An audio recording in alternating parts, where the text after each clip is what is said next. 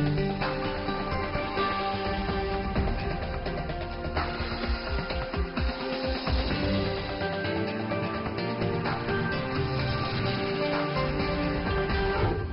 today's World Insight, America's top diplomat on the charm offensive in Central Europe. Could his mission to recruit allies against China work? A call for global cooperation against the raging pandemic. Why geopolitics should take a backseat in defeating the coronavirus from a Singaporean professor and author. The logical thing for humanity to do is to focus on these major challenges of COVID-19 and set aside all other differences for now. And a tribute to World War II heroes on the 75th anniversary of the victory against Japanese aggression. The daughter of a fallen Chinese diplomat recounts her father's sacrifice and patriotism.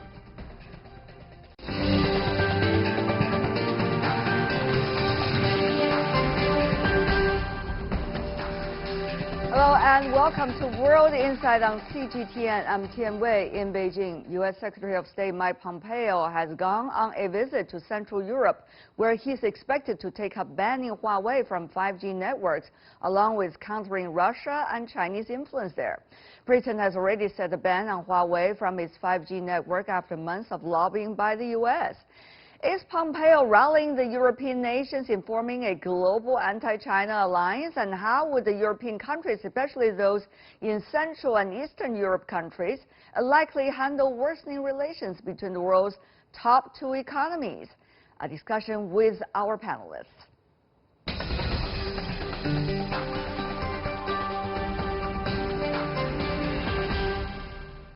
For more on Pompeo's Central and Eastern European tour, in Cambridge, we are joined by Ian Begg, a professor at the European Institute and co-director of the Darendorf Forum from London School of Economics and Political Science. Welcome, sir.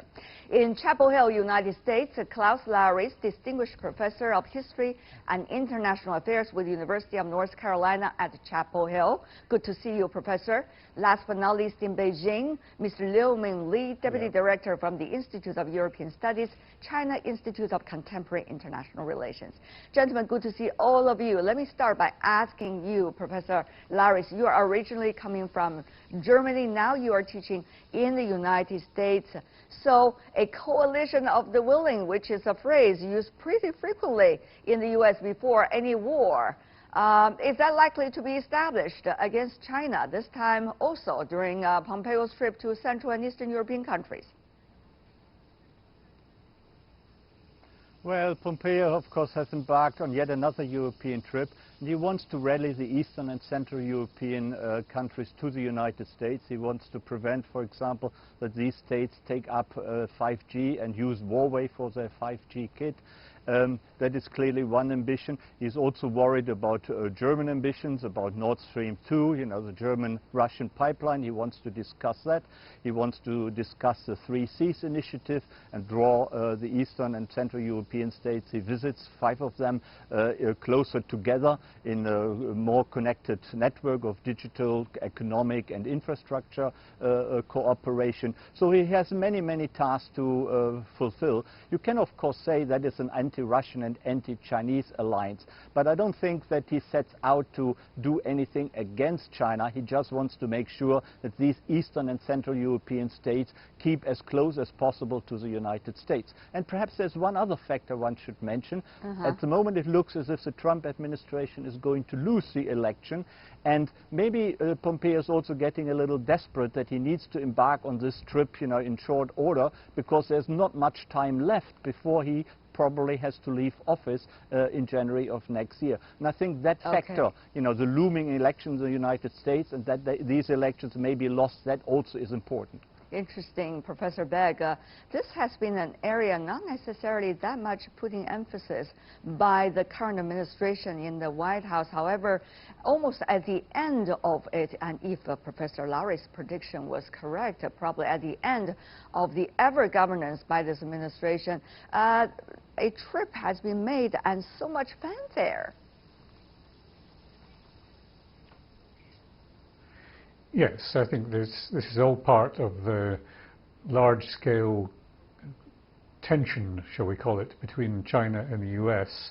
the Europeans find themselves in the middle, but it's also a mistake to say there is a single European view on this. The Poles have been especially strong in their support for American initiatives.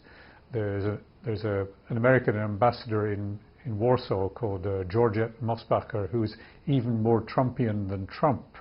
And she is very strongly opposed to what the Germans are doing with Nord Stream, the gas supply from Russia, because she thinks they should be importing instead American liquefied natural gas. So that there are undercurrents from different countries.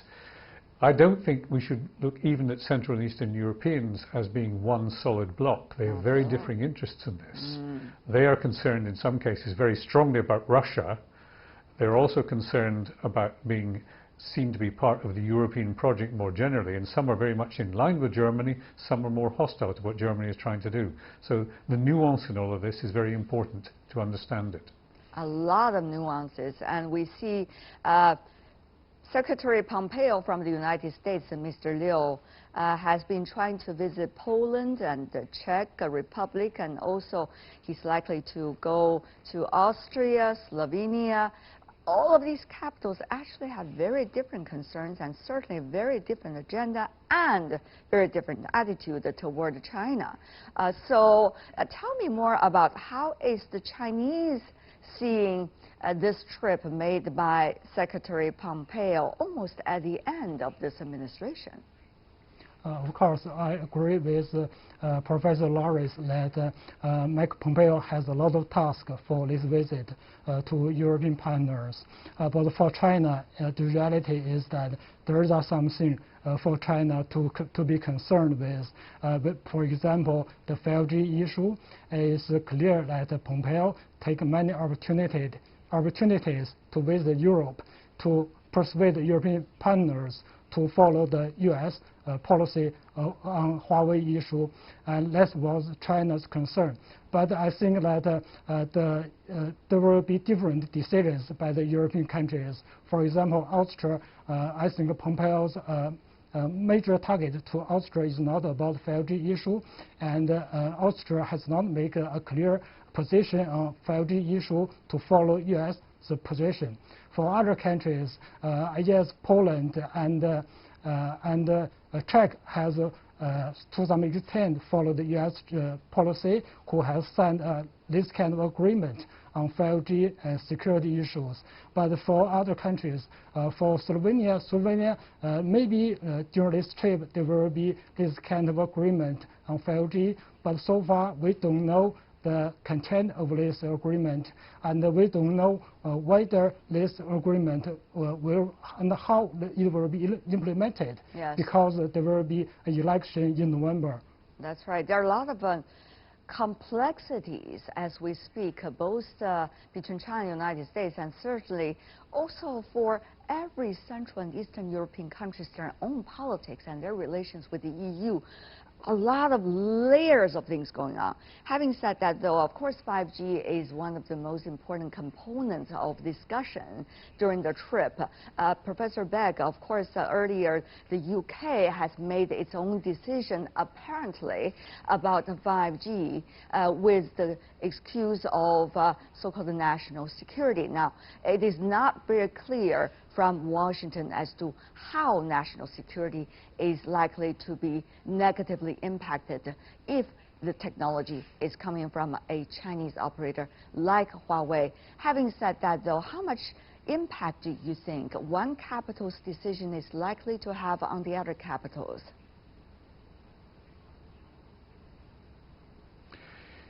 Well, it varies, because on 5G, other countries in Europe are just a bit apprehensive about Huawei, because they still see Huawei as being connected too closely to the Chinese government. Now, I know Huawei denies this absolutely, but the fact that the Chinese government says if you don't take Huawei, we may react negatively against you, sends the wrong signal to these European governments who are concerned about Huawei.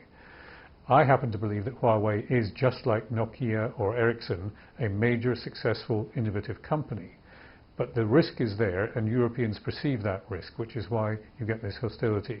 The UK decision is partly about connections with the other Anglo-Saxon countries that form part of the Five Eyes information sharing led by the Americans. But other European countries are, I think, hardening their stance towards China recently, which is one part of the equation. So I think that you have, again, to look at the layers of what's going on to understand it well. Absolutely. And it also has a lot to do with other factors. I mean, the relations between Washington and several capitals inside the Central and Eastern European regions. It probably has a lot to do with the role of Germany and France inside the EU and various issues related to the EU as well. So, Professor Laris, on that, I want to go to you about it. Let's see the troops. 10,000 troops, American, out of Germany. However, with the funding likely to provide by Poland, 1,000 more is going to be sent to Poland, making it 5,500 inside the United States. Now, Poland is doing it for various reasons toward Russia and toward what Poland considers as danger. But tell me more, Professor Laris, how attractive is a carrot of placing more American troops inside these Central and Eastern European countries be, in a way? Yeah, the issue to withdraw troops from Germany had been on the agenda for some time, but the way it was announced out of the blue suddenly a few weeks ago, and then President Trump's statement that it was revenge and punishment for the Germans as they were not paying enough to their defense contribution, that turned it really into a scandal. But it had been planned for many months to withdraw some troops from Germany, though not quite as many as 12,000. And that Germany has not been included on Secretary Pompeo's current trip to Eastern and Central Europe, but Austria has, and Austria is of course closely bordering Germany. That can be seen as an affront. Any, let's say, reasonable administration would have also gone to Germany out of courtesy and explained the issue in person and tried to make up for perhaps some misunderstanding, some tension which has arisen because of the troop issue. That some of these troops will be drawn back to America, half of them largely, and that the other half will be repositioned to Eastern Europe makes sense in terms of the danger of Russia, which is clearly perceived, particularly by Eastern and Central European countries such as Poland, but also Hungary and the Czech Republic, and of course the Baltic states. These 1,000 troops will be based in Poland on a rotational basis. Russia's Putin says it is unacceptable, that it doesn't mean whether it's a rotational troops or permanent basing of troops. For him, it's all the same. The West sees this differently. They say we only strengthen it temporarily, and it is really in order to make sure that Russia does not have any ideas about perhaps incursions into Poland and other Eastern European states. But the real issue is, I think, the way it was announced that these troops were withdrawn from really America's most loyal, longest standing partner, which is Germany still. Well, we all know about the interesting relationship between Germany and the United States over the past few years, of course. It's worldwide known. Mr. Liu, how do you think the Central and Eastern European countries are looking at the role of the American troops? Are they really the carrots? We have seen also very different opinions about whether the Americans should still have strong troop presence in Central and Eastern European countries. I think for Central and Eastern European countries, they have different attitude towards the withdrawal of U.S. troops from Germany to this region. Poland, maybe they welcome the U.S. troops because for Poland, because of the historical reasons, they have a strong concern about the potential security threat from the eastwards, maybe from Russia, because of the historical reasons. But for other countries, they may have this kind of concern. So the withdrawal of U.S. troops from Germany is controversial even within the CEE countries.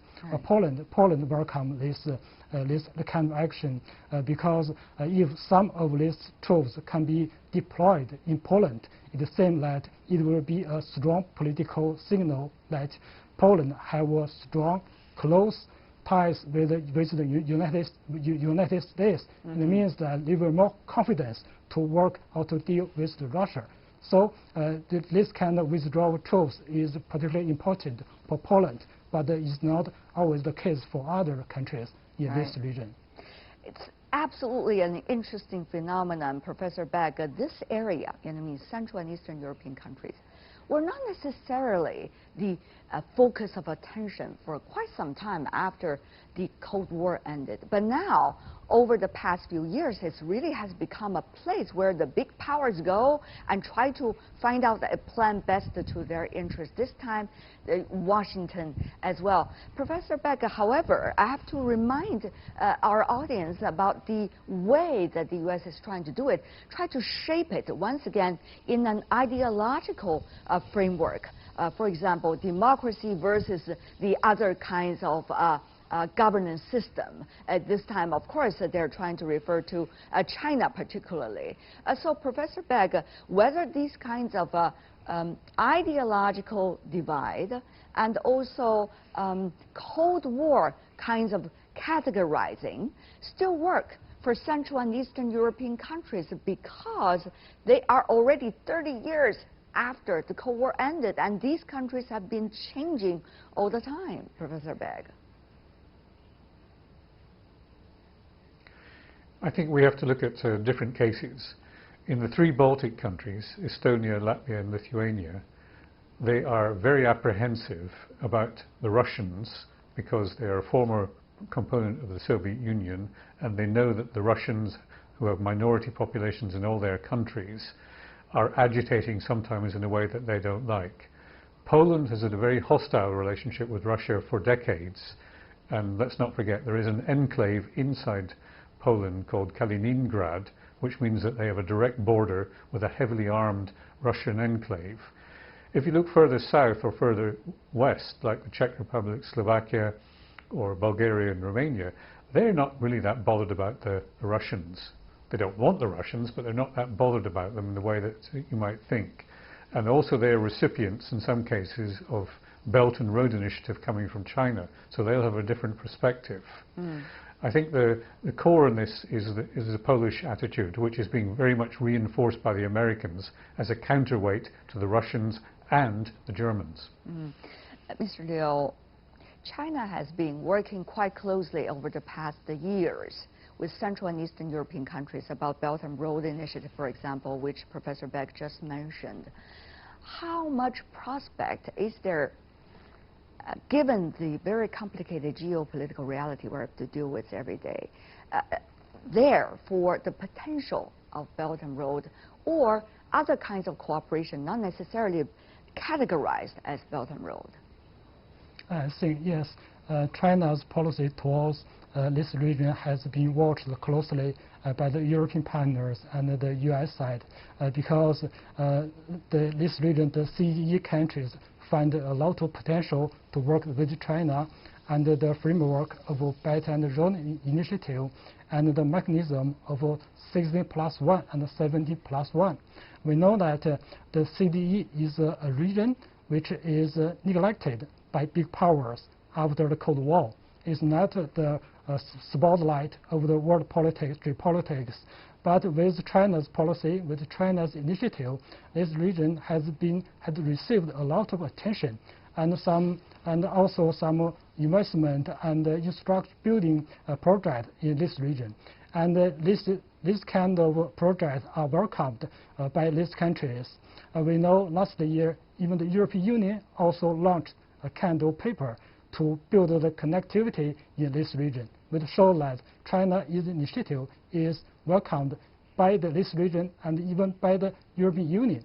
So I think in the future, even with the pressure from United States and some different views from the other Western European capitals, there is still a lot of potential for the cooperation between China and the CGTN countries. Okay. Now, from now until the election in the United States, we are still having 3 to 4 months to go, and until the new administration coming into power, bringing out the policies, it's probably going to be half a year. So, at this point, very quickly from every one of you, what what do you think would be the best and the smartest choice for these countries when they are making their policies?